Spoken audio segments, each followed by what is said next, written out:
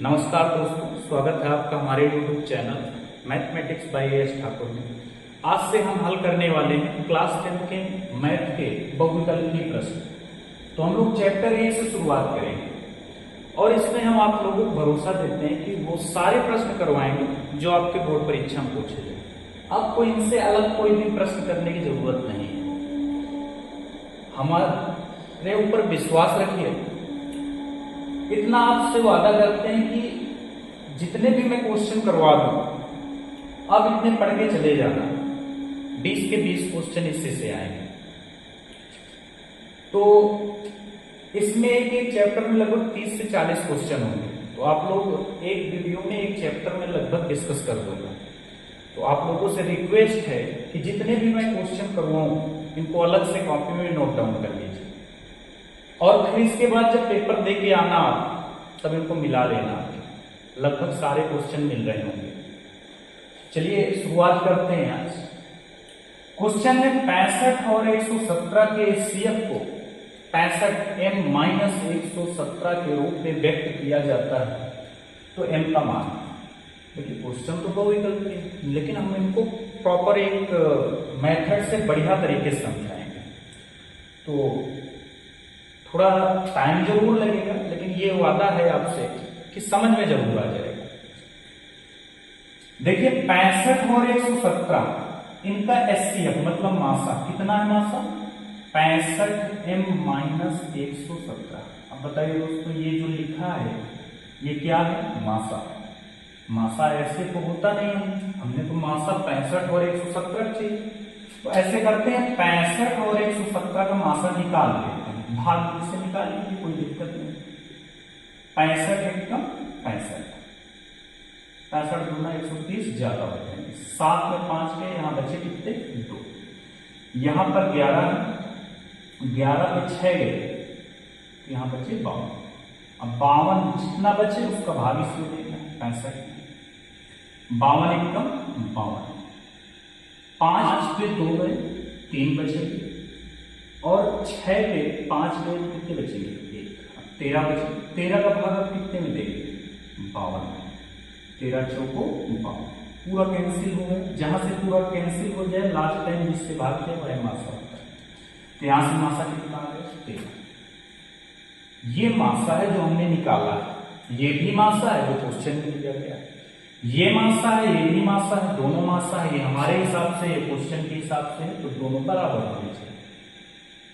अब क्या करेंगे? अब या तो आप ये माइनस को इधर ले आइए तो प्लस हो जाएगा। तो यही करते हैं, इधर 13 माइनस के 117 इधर आएंगे तो प्लस के 117 बराबर कितना? 65m। 117 और 13 में 100 जोड़ देंगे तो 130 हो जाएंगे, बराबर 65m। वैल्यू हम लोग इसकी निकालनी है m की। जो मल्टीप्लाई में होता है इधर डिवाइड में आ जाता है, बुढ़े वाला बटे में। तो m की वैल्यू यहां से कितनी आ जाएगी? 65 इसके बटे में आ जाएगा, तो 130 बटे 65। 65 गुना होते हैं 130, तो m का मान कितना आ जाएगा? 2। यानी हमें m की वैल्यू यहां पर कितनी रखनी होगी? 2। तो जैसे हम 2 रखते तो 65 गुना 100 कितना हो जाता है दोस्तों? 30। और 130 में 117 घटाते तो कितना आ जाता? 13, जो हमारा मासा आया। तो यहाँ पर अगर हम m की वैल्यू कितनी लिखते हैं दोस्तों? बी ऑप्शन सही है। m की वैल्यू अगर हम 2 पुट कर दें यहाँ पे तो हमारा मासा कितना आ जाएगा? 13। दूसरा क्वेश्चन देखते हैं। दूसरा क्वेश्चन देखिए क्या है कि a की वैल्यू कितनी दी गई है? x की पावर 5, y की पावर 5, y की पावर 2।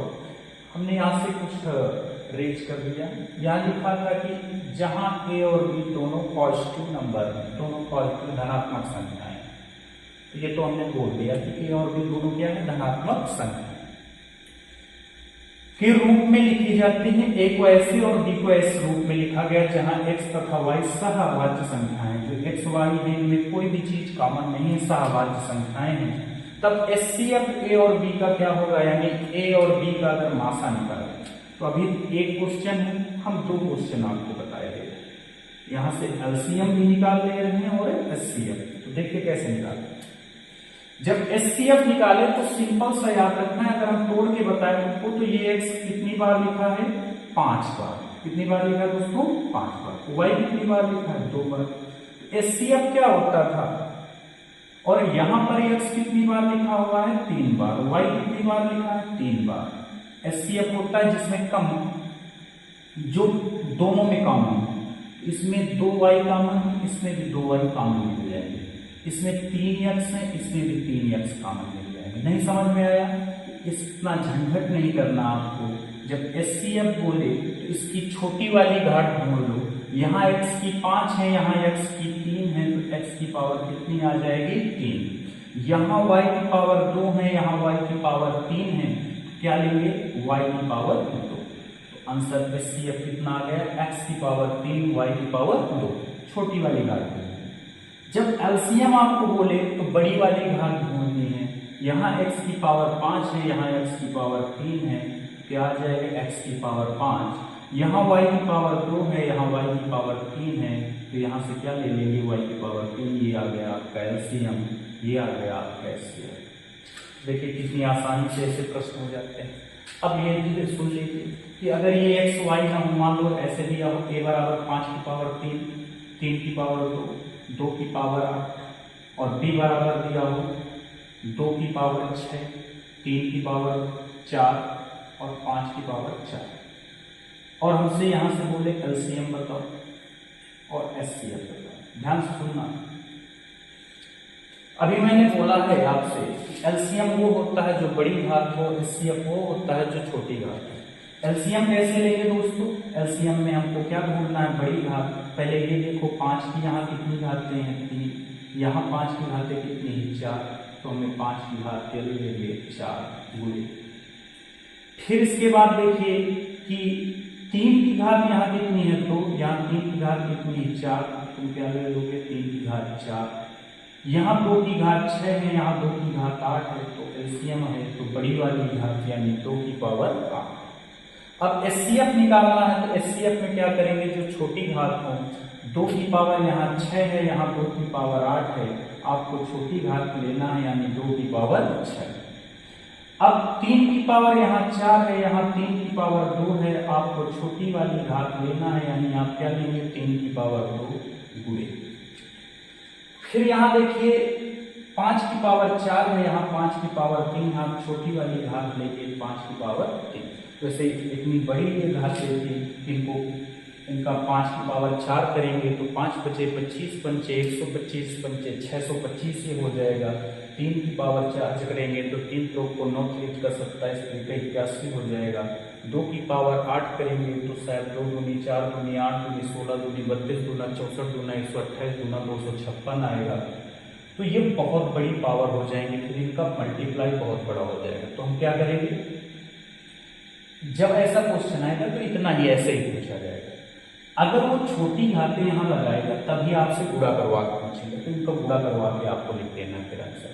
तो ये मत देखिए कि इनमें टाइम हमारा कितना वेस्ट हो रहा है, क्योंकि मैं एक सवाल में 2-2 3-3 सवाल बताता हूँ और आपका हर कॉन्सेप्ट क्लियर कर देता हूँ कि यहाँ से और कैसे प्रश्न बन सकता है। तो इस बात का भी ध्यान रखिए कि आपका टाइम पर आपका ले रहा हूँ तो एक किसी पर्पज के उससे ले रहा हूँ कि काफी टाइम वेस्ट हो रहा है, तो आपको सवाल उस तरह के कैसे कैसे बन सकते हैं पेपर में।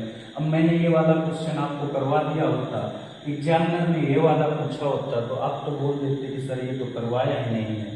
लेकिन मैं इसीलिए पहले ही बता देता हूँ कि क्वेश्चन ऐसा भी हो सकता है पेपर में। 2 क्वेश्चन हुए। तीसरा क्वेश्चन देखिए, 2 संख्याओं ए और बी का एचसीएफ कितना है? 5 और इनका एलसीएम 200, तब ए और बी का गुणनफल है। देखिए इसने कुछ नहीं पूछा है, बस ये वही कॉन्सेप्ट है जो हमने क्लास 6वीं क्लास 5वीं में सीखा था। क्या था कॉन्सेप्ट? कि first number into second number equal to LCM into HCF. Hindi में बता रहा हूं कि पहली संख्या गुणे दूसरी संख्या बराबर लासा गुणे मासा। पहली संख्या गुणे दूसरी संख्या बराबर लासा गुणे मासा। तो हमसे पूछा क्या गया? ए और बी का गुणनफल, मतलब ये निकाल के लाना। इसमें पहला दूसरा नंबर नहीं लाना, हमें इनका गुणनफल लाना, यानी ये हमें फाइंड करना। हमें एलसीएम एचसीएफ दोनों दिए गए हैं। एचसीएफ 5 है और एलसीएम 200 है। एलसीएम की जगह हम कितना में देख लेंगे दोस्तों? 200 और गुणे एचसीएफ हमारा कितना था 5, तो यहाँ लिख देंगे 5, तो आंसर हमारा आ जाएगा 5 दूनी 10 और 2 जीरो इसके बाद 1000। तो हमसे पहला और दूसरा नंबर नहीं दिया, हमें अगर इनमें से कोई नंबर निकालना होता, इनमें से एक नंबर दिया होता और एक नंबर निकालना होता, हमसे इन दोनों संख्याओं का गुणनफल पूछा, यानी पहली संख्या गुणे दूसरी संख्या, ये पूछ रहा है। अब देखिए जो क्वेश्चन नंबर 4 में काफी बार पूछा गया और बढ़िया भी है। बढ़िया इसलिए है क्योंकि बच्चे क्या करेंगे, 22/7 उनको पाई का मान भी मालूम है, बोले ये 22/7 सर जी, और ये पाई का मान भी कितना होता है 22/7, ये पाई गए 22/7 से 22/7 कैंसिल, हमारा आंसर क्या आ गया 0, 0 मतलब 0। बच्चे बहुत खुश होकर आ गए, हमारा आंसर सही है, लेकिन ये पाई का मान 22/7 लिया जाता है। एक्चुअल में पाई जो होता है 22/7 एक परिमेय संख्या है, लेकिन पाई एक अपरिमेय संख्या है। 22/7 परिमेय है और पाई क्या है अपरिमेय। किसी भी परिमेय संख्या में, किसी भी परिमेय संख्या में अगर हम अपरिमेय संख्या को घटाएंगे तो हमें जो संख्या प्राप्त होगी वो हमेशा अपरिमेय होगी। किसी भी परिमेय संख्या में अगर अपरिमेय संख्या को घटाएंगे तो हमेशा जो संख्या वो मिलेगी क्या होगी अपरिमेय। अब जिनको इसका कंसेप्ट नहीं पता है तो थोड़ा और सुन लीजिए और लिख लीजिए बढ़िया से। किसी भी परिमेय संख्या में या किसी भी अपरिमेय संख्या को जोड़े, घटाएं, गुणा करें या भाग दें तो जो प्राप्त संख्या होगी वो हमेशा क्या होगी अपरिमेय। क्या क्या करें, यदि किसी परिमेय संख्या में अपरिमेय संख्या को जोड़े, घटाएं, गुणा करें या भाग दें, इनमें से कुछ भी करें, परिमेय में अपरिमेय से या अपरिमेय में परिमेय से, तो हमेशा संख्या क्या होगी अपरिमेय होगी। ये कंसेप्ट आप रख लीजिए।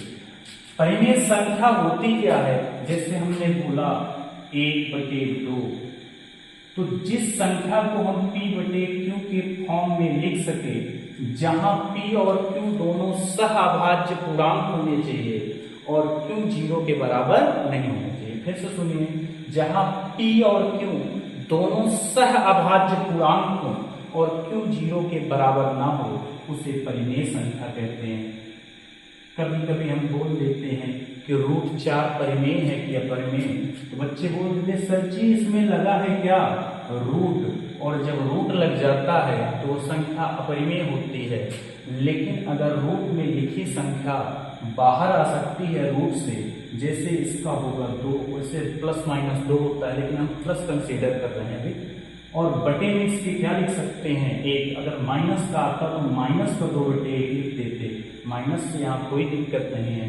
दोनों संख्याएं p/q के रूप में है, p और q दोनों यहाँ पर पूर्णांक हैं और नीचे वाला q 0 के बराबर नहीं है, यानी ये परिमेय संख्या है। अगर लेकिन यही लिख दिया जाए 2√3, ये अपरिमेय है, क्योंकि परिमेय संख्या में अपरिमेय संख्या से क्या हुआ है गुणा। नेक्स्ट क्वेश्चन देखिए,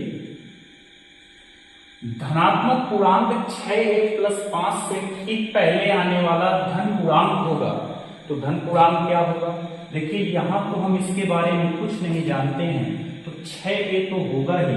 इसके पहले यानी 6a के पहले नहीं कि हम लगा देंगे कि 5a + 6 होगा या 5a + 4 होगा, इसमें दोनों में एक घटा लो, ऐसा नहीं होगा।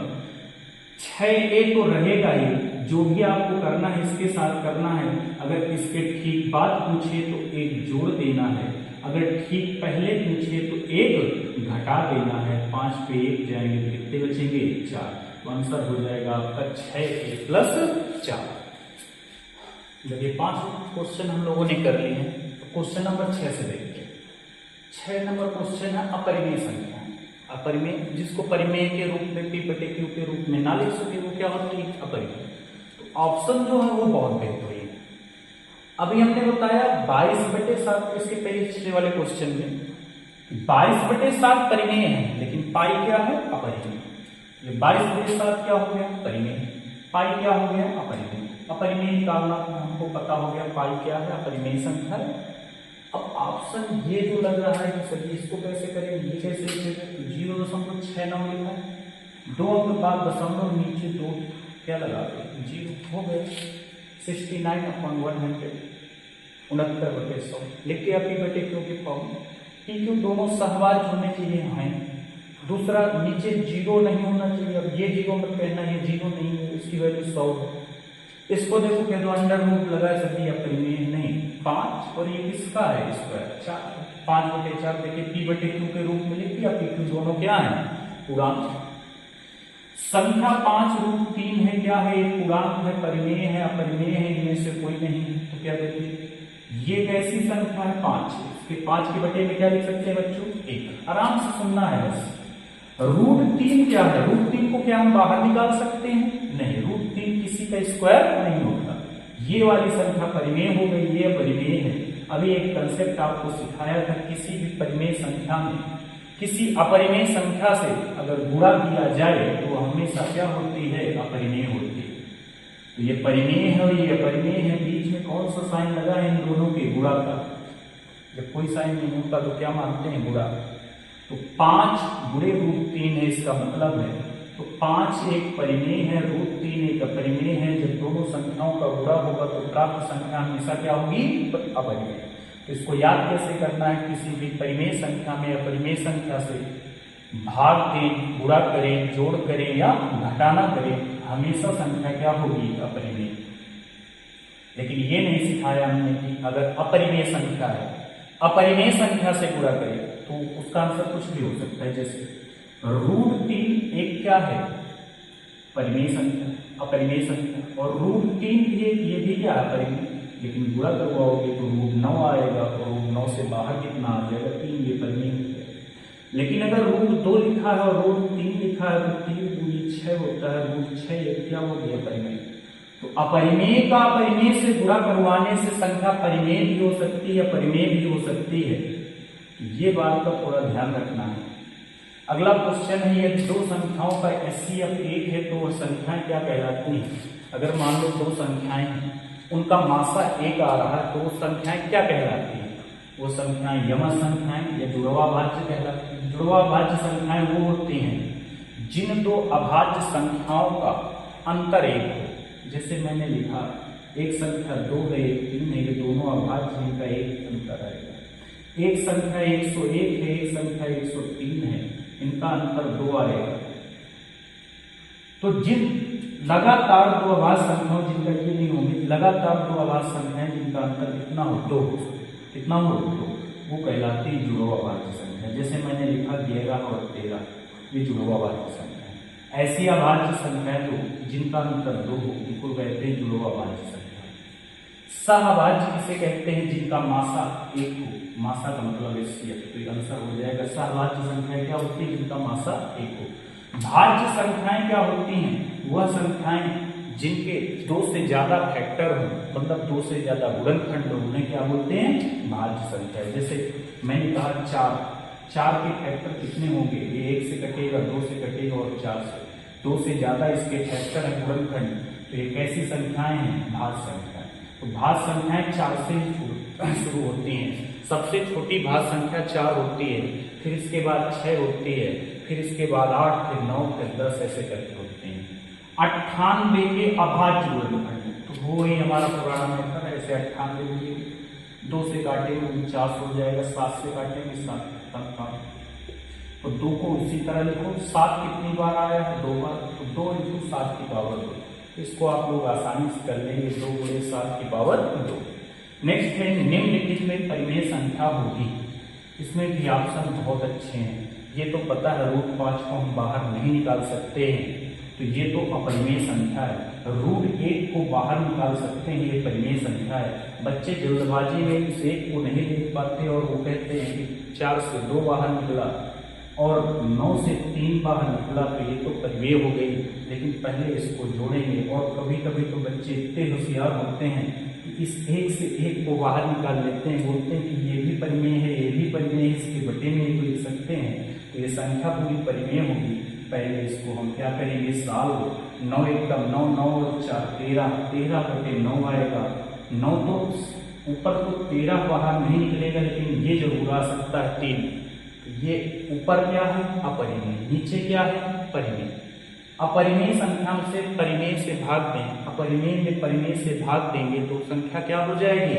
अपरिमेय। तो ये भी नहीं हो सकता हमारा आंसर, ना तो ये हो सकता है। अब बच्चे बोलेंगे सर जी ये तो हो सकता है, 25 से बाहर कितना आ जाएगा? 5। लेकिन बच्चों जब तक दशमलव के बाद इधर पेयर ना बने, जोड़ा ना बने, तब तक ये कभी भी आंसर नहीं होगा, कभी भी ये पूर्ण वर्ग नहीं होगा। अगर ये ऐसे लिखा होता अंडर रूट 0.25 तब तो 0.5 आंसर हो जाता, लेकिन ये 2.5 है। अगर आपने इससे 0.5 बाहर निकाल लीजिए और 2 बार इसका गुणा करवाइए तो 0.25 आएगा। यानी अगर दशमलव के बाद एक अंक है, 3 अंक है, 5 अंक है, 7 अंक है, तो कभी भी जोड़ा नहीं बन पाएगा, इसलिए यह ऑप्शन भी गलत हो गया। ऑप्शन ये वाला सही है, अंडर रूट 5 क्या होगी? परिमेय संख्या। देखिए बच्चों, क्वेश्चन लिखने में टाइम बहुत वेस्ट होता था, तो हमने ये क्या किया, सारे क्वेश्चन मैंने लिख लिए हैं। अब जो है क्वेश्चन है आपकी स्क्रीन पर आते रहेंगे, आपके स्क्रीन पर नीचे लिख के आता रहेगा क्वेश्चन जहां से आप देख रहे हैं, और मैं यहाँ से क्वेश्चन पढ़ता जा रहा हूँ, तो इससे जल्दी हो जाएगा। नहीं तो मैं लिखता था क्वेश्चन, बहुत टाइम लगता था। तो हमें जितने ज्यादा हो सके उतने ज्यादा क्वेश्चन करने हैं, अपना टाइम वेस्ट नहीं करना है। तो इसमें क्वेश्चन लिखा है 144 के अभाज्य गुणनखंड में अभाज्य गुणनखंड की घातों का योग। तो पहले इसके हमें अभाज्य गुणनखंड निकालने हैं। क्या निकालने हैं? अभाज्य गुणनखंड। तो दोस्तों हमने बताया था कि अभाज्य गुणनखंड क्या होते हैं, इनको प्राइम फैक्टर इंग्लिश में बोलते हैं। तो ये आप लोगों ने बहुत सीखा। 2 से काट दीजिए, 2 सत्ते 14, 2 दूनी 4, फिर 2 से काटेंगे, 36 दूना 72 होते हैं, फिर 2 से काटेंगे 18 आ जाएगा, फिर 2 से काटेंगे यहाँ कितना आ जाएगा? 9, फिर 3 से काटेंगे, फिर 3 से काटेंगे, और ये पूरा पूरा 1 जब तक ना आ जाए तब तक काटते रहते हैं। ये जितने भी लिखे हैं सब अभाज्य हैं, प्राइम फैक्टर सारे अभाज्य हैं। 2 भी अभाज्य होता है, 3 भी अभाज्य होता है। इसमें बोला गया है कि अभाज्य गुणनखंड की घातों का योग, तो इसको घातों के रूप में लिखते हैं। देखिए 2 कितनी बार लिखा है? 1 2 3 4, तो 2 की पावर कितना हो गया? 4 गुणे। 3 कितनी बार लिखा है? तो आप बोलेंगे 2 बार लिखा है सर जी। तो 3 की पावर 2 और 2 की पावर 4, इनकी जो घातें हैं इनका योग निकालना है। तो आप बोलेंगे 4 + 2 को जोड़ दीजिए, तो घातों का योग कितना आ जाएगा दोस्तों? 6 आ जाएगा। अब ये घातों का योग हमें पता चल गया। देखिए नेक्स्ट,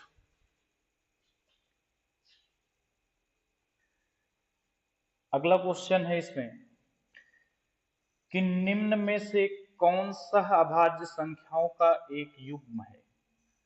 ऑप्शन है आपके 14 और 35, अगला ऑप्शन है 18 और 25, अगला ऑप्शन है 31 और 93, और इसके बाद है 32 और 62। ये ऑप्शन है आपके। बच्चे क्या करेंगे? ढूंढेंगे पहले अभाज्य संख्याओं की, पूछे गए सह अभाज्य संख्याएं। क्या पूछी गए? सह अभाज्य क्या है, इनमें से कौन सा सह अभाज्य का युग्म है। तो बच्चे क्या करते हैं, इसको देखते हैं और ढूंढने लगते हैं अभाज्य संख्याएं। बोलेंगे इसमें 14 है, इसमें 18 है, इसमें 32 है, ये तो हो ही नहीं सकते क्योंकि ये तो सब 2 से कट रहे हैं। लेकिन ऐसा नहीं, सहभाज्य का मतलब होता है ऐसी 2 संख्याएं जिनका मासा या HCF 1 हो। मासा या HCF कितना होना चाहिए? 1। तो 14 और 35 में देखिए कॉमन मिल जाएगा 7, तो इनका तो मासा 7 आ गया। हमें मासा कितना चाहिए? 1। 18 और 25 को बाद में देखते हैं। 31 और 93, 31 तिहाई 93 होता है, तो इसका मासा कितना आ जाएगा? 31। 32 और 62, इन दोनों में से कितने का भाग चला जाएगा? 2 का, तो इनका मासा तो हो गया 2। बचा कौन? 18 और 25, इनमें कोई चीज भी कॉमन नहीं आएगी, इनका मासा कितना हो जाएगा? 1। जिनका मासा 1 उन्हें क्या बोलते हैं? सहभाज्य। तो हमारा ऑप्शन कौन सा करेक्ट हो जाएगा? B number.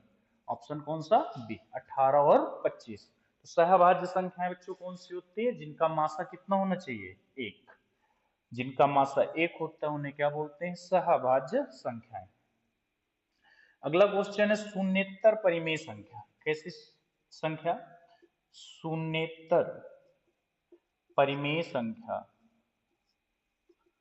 और बोला गया है एवं अपरिमेय संख्या का गुणनफल। इसमें गुणा करवाना है किससे? अपरिमेय संख्या का। तो शून्यता परिमेय संख्या, परिमेय संख्या कोई भी लेते हैं, जैसे मैंने 2 लिए, अपरिमेय संख्या मैंने लेते हैं 2 दो। अपरिमेय संख्या क्या है √3, परिमेय संख्या क्या है 2। इनका गुणनफल तो ये गुणा करवा दिया। जो जो संख्या लिखी ये भी क्या है अपरिमेय। मैंने बहुत अच्छे से आपको एक्सप्लेन किया था कि एक परिमेय संख्या और एक अपरिमेय संख्या का गुणा भाग जोड़ घटाना हमेशा जो आता है वो हमेशा क्या होता है अपरिमेय संख्या होता है। तो ये बात हमेशा याद रखना कि एक परिमेय संख्या और एक अपरिमेय संख्या का गुणा भाग जोड़ घटाना क्या होता है अपरिमेय संख्या। नेक्स्ट क्वेश्चन है किसी परिमेय संख्या के समतुल्य परिमेय संख्याएं कितनी होंगी। जैसे पूछा गया, हमने 2/5 लिख दिया। कितना लिख दिया 2/5। इसके समतुल्य परिमेय संख्याएं कितनी होंगी। ऑप्शन है 1, 2, अपरिभाषित, नन ऑफ दिस। तो इसके समतुल्य जितनी चाहें आप उतनी परिमेय संख्याएं लिख सकते हैं। देखिए अगला क्वेश्चन क्या था, 99 और 153 का लासा जो मासा है एचसीएफ वो कितना है 9। लासा कितना है 99 और 153 का ये निकालना है। तो हमें पता है पहली संख्या गुणे दूसरी संख्या बराबर क्या होता है लासा गुणे मासा। पहली संख्या कितनी दी गई है यहाँ पर 99, दूसरी संख्या कितनी दी गई है 153। लासा कितना दिया गया है यही तो निकालना है, लासा निकालना है। और गुणे मासा, मासा इनका कितना दिया गया है 9। तो ये 9 इधर काहे में है गुणे में, तो इधर काहे में आ जाएंगे बटे में। तो एलसीएम बराबर कितना आ जाएगा 99 गुणे 153 बटे कितना हो जाएगा 9। 9 से इसको काट दीजिए, 9 एक कम 9, 9 एक कम 9। 11 तिहाई 33 हासिल लगे 3, 11 पचे 55, 55 और 3 कितने हो जाएंगे 55 और 3 58, बचे कितने 5, 11 एक कम 11, 11 और 5 16। तो आंसर कितना आ जाएगा 1683। तो इनका जो लासा आएगा वो कितना आ जाएगा 1683। अगला क्वेश्चन देखिए कौन सा है। अगला क्वेश्चन है कि पाई एक है, पाई एक है, पाई एक क्या है। तो अभी हम लोग डिस्कस कर चुके हैं पहले कि पाई एक क्या होती है अपरिमेय संख्या। पाई क्या होती है अपरिमेय संख्या। हम ये बार बार बता चुके हैं कि पाई एक अपरिमेय संख्या है, जबकि इसका जो मान होता है 22/7 ये परिमेय है, जबकि पाई एक क्या है अपरिमेय। आगे ऑप्शन दिए गए हैं। दूसरा क्वेश्चन है कि 0, 1, 2 और 8, 0, 1, 2 और 8 इनमें से कौन सी ऐसी संख्या है जो अभाज्य है। 0 भाज्य भाज्य कुछ नहीं होती, 1 भाज्य और अभाज्य कुछ नहीं होती, 2 एक अभाज्य संख्या है, 8 एक भाज्य संख्या है। भाज्य और अभाज्य में क्या फर्क होता है। ऐसी संख्या जिसके केवल 2 फैक्टर हो, 2 से ज्यादा गुणनखंड ना हो, जैसे 2 के 1 हो जाएगा और 2 हो जाएगा। लेकिन 8 का जब करेंगे तो 1 भी हो जाएगा, 2 भी हो जाएगा, 4 भी हो जाएगा और 8 भी हो जाएगा। तो इसके 2 से ज्यादा गुणनखंड है, जिसके 2 से ज्यादा फैक्टर होते हैं वो क्या होती है भाज्य। जैसे हमने 5 कहा तो 5 के गुणनखंड सिर्फ 1 और 5 होंगे, तो ये क्या है अभाज्य संख्या। क्या है अभाज्य संख्या। तो अभाज्य संख्या वह होती है जिसके केवल 2 गुणनखंड हो। इसमें सबसे छोटी अभाज्य संख्या क्या होती है 2। ये भी पूछा जाए ऐसी एक संख्या बताओ तो जो सम भी हो और अभाज्य भी हो। तो दुनिया में एक ही संख्या है जो सम भी है और अभाज्य भी है, वो 2 है। अगला क्वेश्चन है कि √36, ऑप्शन ए है √36, √3, √20 और डी ऑप्शन है 0.1010011110। इनमें से कौन सी संख्या है जो परिमेय है। तो हमें पता है √36 का मान कितना होता है 6, तो यही परिमेय है। √3 को बाहर नहीं निकाल सकते, √20 को बाहर नहीं निकाल सकते। ये अनावसानी अनावर्ती है क्योंकि इसमें रिपीटेशन हमको पता नहीं है कि किसका रिपीटेशन हो रहा है, इस वजह से इसको भी हम परिमेय संख्या के रूप में नहीं लिख सकते। नेक्स्ट क्वेश्चन देखिए।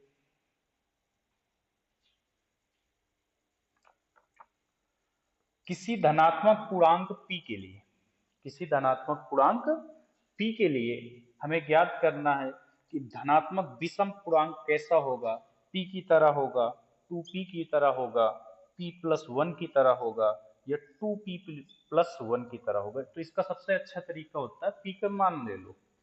p मान लो मैंने लिया 1, तो यहाँ 1 आएगा, यहाँ 2 आ जाएगा, यहाँ 1+1 आएगा, 2 आएगा, यहाँ 1 लेंगे तो 2 1 कम 2, 2 1 3 आ जाएगा।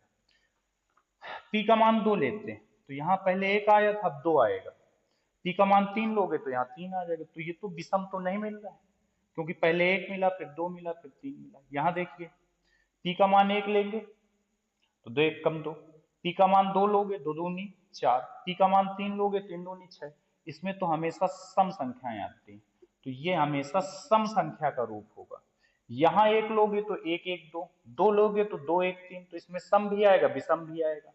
यहाँ 1 लीजिए तो 1 लेंगे, 1 लीजिए 1, 1 1, 2 1 कम 2 1 3, 2 ले लेंगे आप यहाँ तो 2 दूनी 4, 4 1 5, 3 ले लीजिए, 3 दूनी 6, 6 1 7। ये कैसी संख्याएं हैं? विषम। तो विषम संख्या का रूप हमेशा ऐसा होता है, कैसा? 2p+1। अब मान लो यहाँ p की जगह a दे दिया तो ये हो जाएगा 2a+1, यहाँ p की जगह b दे दिया तो 2b+1।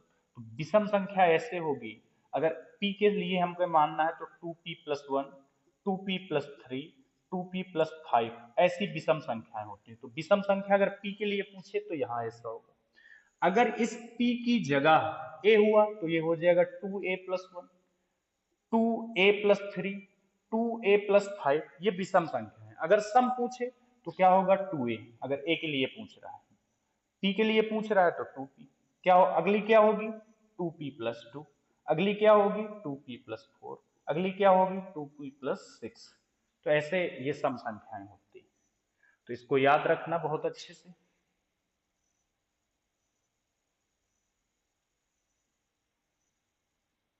अगला क्वेश्चन देखिए, वह बड़ी से बड़ी संख्या जिसमें 245 और 1037 को विभाजित करने पर प्रत्येक दशा में 5 शेषफल। तो जो जितना शेषफल बचे, बड़ी से बड़ी बोली गई है तो मासा निकालना, पहले तो ये कंफर्म हो गया। दूसरी बात, जितना शेष बचे प्रत्येक दशा में, यानी दोनों में 5 5 शेष बचता है, तो जितना शेष बच रहा हो उसको पहले घटा लो। बड़ी से बड़ी संख्या में जितना शेष बचा हो पहले उसको घटा लीजिए, तो ये बचेगा 240, और इसको घटाएंगे तो ये बचेगा 1032। फिर इन दोनों संख्याएं साथ बोला गया प्रत्येक दशा में शेषफल 5 प्राप्त होगा, तो यह संख्या कितनी है? तो इन दोनों का क्या निकाल लेंगे? मासा।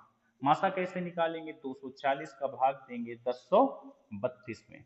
जब इसको सॉल्व करेंगे तो यहां से जो मासा आएगा, तो ऑप्शन इसमें एक है 24, तो ऑप्शन 24 करेक्ट होगा। क्या करेक्ट होगा? 24।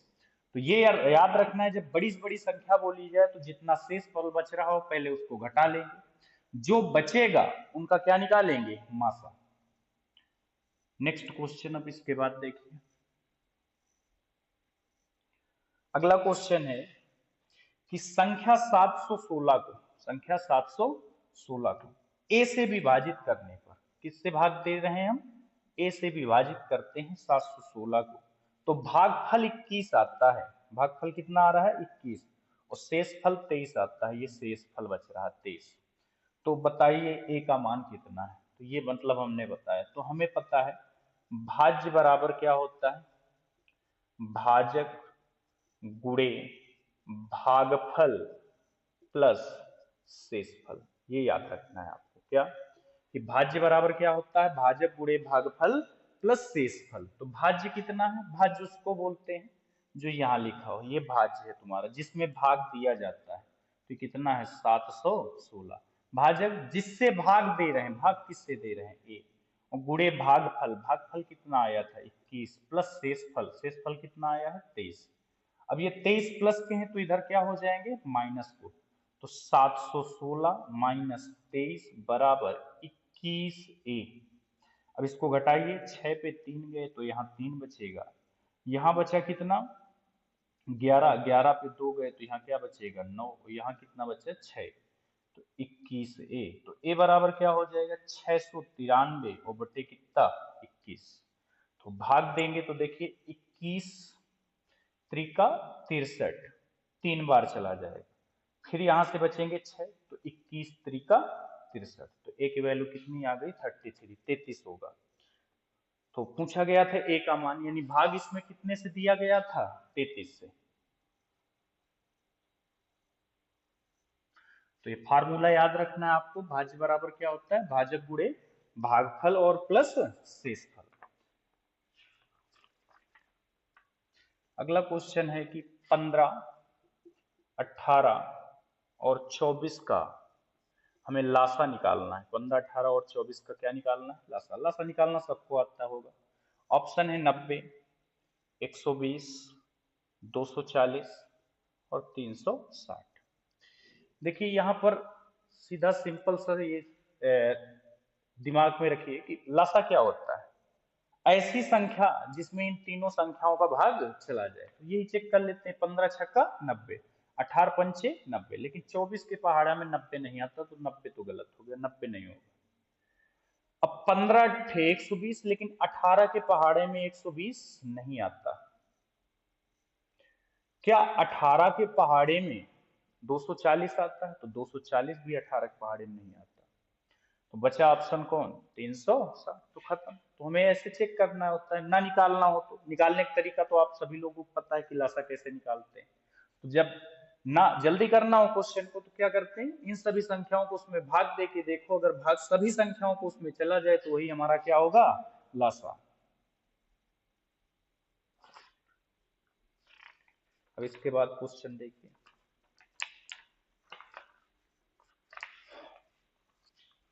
बोला गया है 1458 बटे 1250 का दशमलव प्रसार कितने दशमलव स्थानों के बाद समाप्त होगा। तो बिना हमें भाग दिए बताना है कि ये दशमलव कितने अंक बाद दशमलव लगेगा। तो हम 1250 के फैक्टर करेंगे, 2 से काटेंगे 6 आ जाएगा और 25, फिर इसको काटेंगे कितने से 5 से, तो 125, फिर 5 से काटेंगे 25, फिर 5 से 5 और 5 1, तो ये बना 2 गुणे 5 की पावर 4। 2 तो वैसे रह गया, 1 2 3 4, 5 की घाते 4। इनमें देखिए कि 2 और 5 में ज्यादा संख्या किसकी है, 2 की 5 की, तो आप बोलेंगे 5 की है सर जी। जिसकी संख्या ज्यादा हो उतने ही अंक बाद दशमलव लगेगा। तो दशमलव यहां पर कितने 4 अंक बाद लगेगा। आपका आंसर कितना होगा, दशमलव कितने अंक बाद लगेगा 4। अब अगला क्वेश्चन है, निम्न में से अपरिमेय संख्या होगी, तो इसका ऑप्शन क्या हो गया था कि इनके कितने अंक बाद दशमलव लगेगा 4 अंक बाद। निम्न में अपरिमेय संख्या, पहला अंडर रूट 125, दूसरा है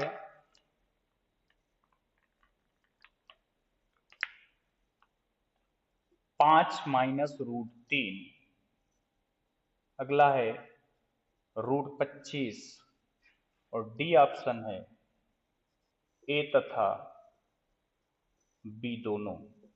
तो ये खेला कर गया आपके साथ।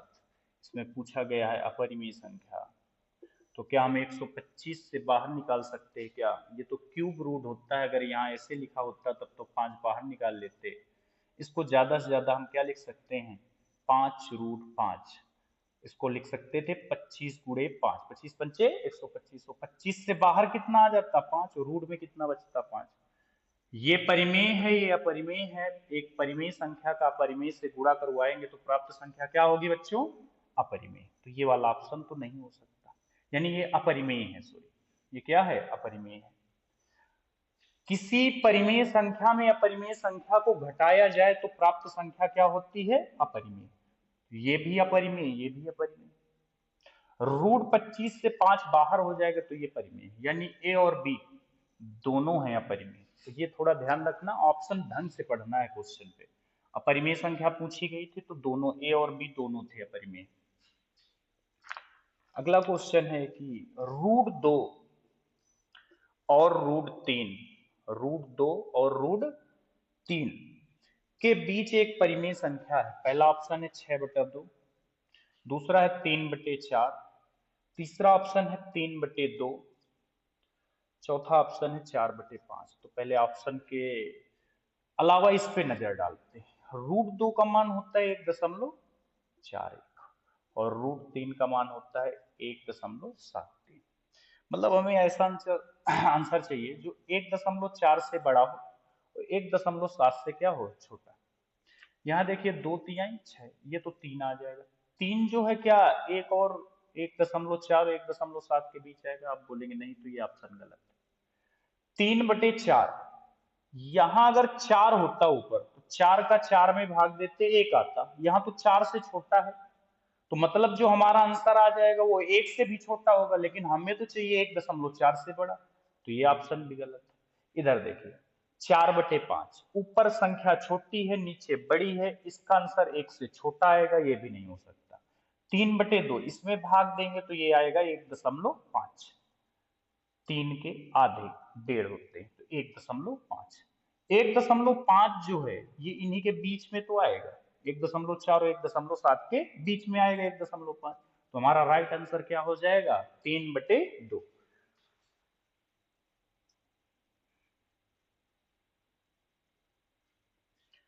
अगला क्वेश्चन देखिए, 0.37 तो 7 के ऊपर बार लगा हुआ है, इसको बोला गया परिमेय संख्या के रूप में लिखिए। 0.37 को किस संख्या के रूप में लिखना है? परिमेय संख्या के रूप में। देखिए एक तो इसका मेथड है कि जितने के ऊपर बार लगा हो उतने ही 10 से, अगर 1 के ऊपर बार लगा है तो 10 से इसको ए मानेंगे, 10 से इधर उधर दोनों तरफ गुणा करवाएंगे फिर बदलेंगे। डायरेक्ट प्रोसेस ये होता है कि जितने पे पहले तो ये संख्या लिख लेते हैं 37, बार जिस पे लगा है वो मान लीजिए अपने देश का आदमी है, ये जिस पे बार नहीं लगा है वो अपने देश का है, और जिस पे बार लगा है वो आतंकवादी है, तो इसको मारना है। हम मारेंगे सबसे बड़ी संख्या से, तो सबसे बड़ी संख्या क्या होती है? 9। अब जिस पे बार नहीं लगा था, जैसे 3 पे बार नहीं लगा है, तो इसको पहले निकालेंगे, निकालने का मतलब इसको घटा देंगे, तो 37 पे 3 घटाएंगे, ये क्योंकि अपने देश का है, तो जिसके ऊपर बार लगा है उसकी जगह 9। इसको नहीं मारना है तो इसकी जगह क्या लिख देंगे? 0। जैसे हम समझाएं, अगर 0.99 लिखा है, इसको छोड़ते हैं, 0.43 लिखा है और दोनों के ऊपर बार लिखा है, तो सीधा आंसर लिख देंगे 43/99, क्योंकि दोनों के ऊपर बार लगा है, तो दोनों को आतंकवादी हैं, दोनों को 9 से मारेंगे। अगर मेरे पास लिखा है 0.124 और 2 के ऊपर बार लगा है, 2 और 4 के ऊपर, तो पहले हम क्या करेंगे? इस संख्या को लिखेंगे, ये अपने देश का, इसको बाहर निकालेंगे, बटे इन दोनों को मारना है तो 99 लिख देंगे, इसको नहीं मारना है तो क्या लिख देंगे? 0। उम्मीद है आपको बात समझ में आ गई होगी। तो उसी तरह इसमें करना है। देखिए 7 बार लगा है आतंकवादी, इसको मारना है तो 9 लिखा है। 3 नहीं मारना तो ऐसे लिखा है, और 3 को बाहर भी निकालना, अपने देश का आदमी तो -3 कर दिया। इसको नहीं मारना है तो इसकी जगह क्या लिख दिया? 0। तो ऑप्शन आ जाएगा 34/90। लेकिन इसमें ऑप्शन में खेला हो गया, इसमें कोई भी ऑप्शन 34/90 नहीं है, लेकिन एक ऑप्शन जरूर है इसमें। 34 के दुगुना करके लिखे 68, 90 के दुगुना 180, तो ऑप्शन से भी आपके बहुत खिलवाड़ हो सकता है, तो ऑप्शन कृपया ध्यान देकर लगाएं। तो 68/180 इसका आंसर होगा। तो एक चैप्टर के लगभग सारे क्वेश्चन मैंने जो इंपॉर्टेंट थे वो करवा दिए। उम्मीद हुआ है आपको समझ में भी आए होंगे। अगर आपको वीडियो समझ में आया हो तो ज्यादा से ज्यादा लोगों के पास शेयर कीजिए। Thanks for watching my video.